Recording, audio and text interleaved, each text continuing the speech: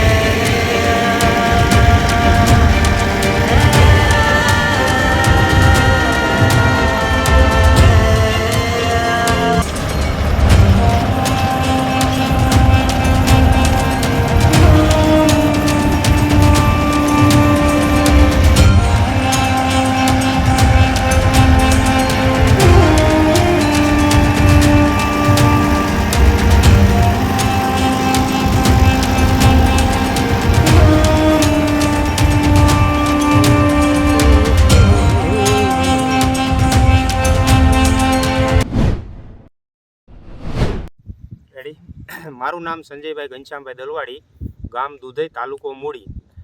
જે આજથી અમને 3 મહિના 2.5 મહિનાના આળે ગાળે જે સૌની યોજનામાંથી પાણી દેવામાં આવ્યું, એટલે અમે અત્યારે 18,000 રૂપિયાના બિયારણ લાવ્યા હતા।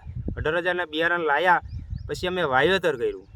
વાવેતર કર્યા પછી અમને આટલા ટાઈમથી હજી પાણી દેવામાં આવ્યું નહીં, ઘણો સમય થઈ ગયો। અમે સુરેન્દ્રનગર 19 તારીખે ગયા રજૂઆત કરી, પછી એવડે એ લોકોએ અમને 3 કલાક વાલ ખોલી આપ્યો। પછી જો આ રાજકારણની જે બાબત હોય એના કારણે અત્યારે અમારા હાલમાં કોઈ પાણી દેવામાં આવ્યું નહીં, બંધ કરી દીધું। બંધ કરી દેવાના કારણે અત્યારે મેં હાલમાં 60 વીઘાનું જીરું અતિશય તાણ પડી જાય, સુકાવાના કારણે અત્યારે જમીનમાં કોઈ જાતનું પાણી કે ભેજ હતો નહીં, એના કારણે મેં અત્યારે હાલમાં રોટર વીટર મારી દીધું। અત્યારે અમારા ખેડૂતને શું કરવું, આટલું બધું તો નુકસાન થયું, તો હજી છતાં જો આ સરકારને હજી તક જો પાણી દેવામાં ન આવે તો હજી ખેડૂતોએ આગળ આ જ રીતે નુકસાન થશે। એ જ રીતે જેમ જીરાને તાણ પડશે એમ જીરા પાડતા જશે। મારું નામ દુધઈ ગામ અને તાલુકો મૂળી।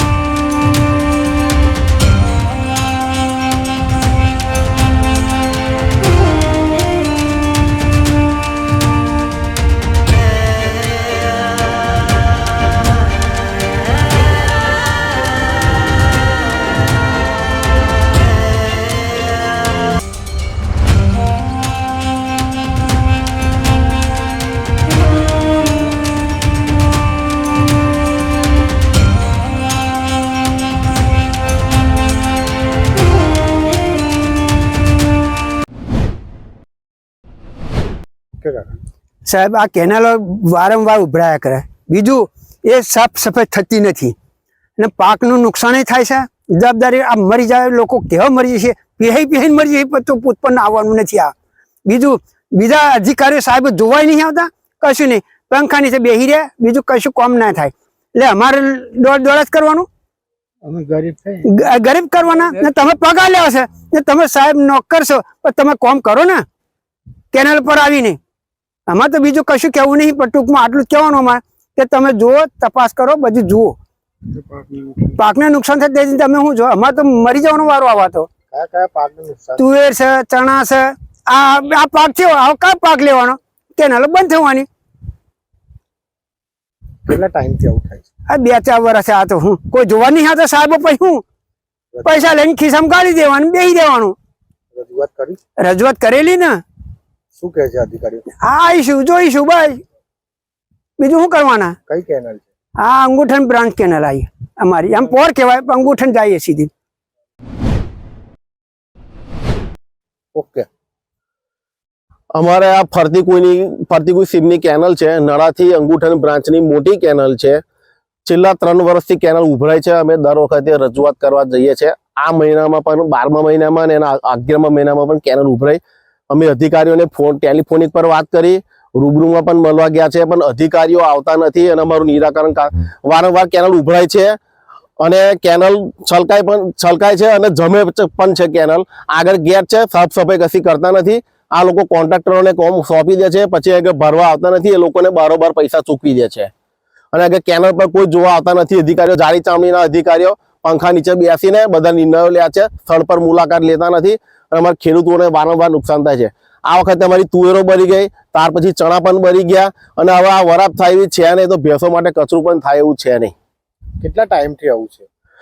3 વર્ષથી સાહેબ દર વર્ષે કેનલ ઉભરાય છે અમારી.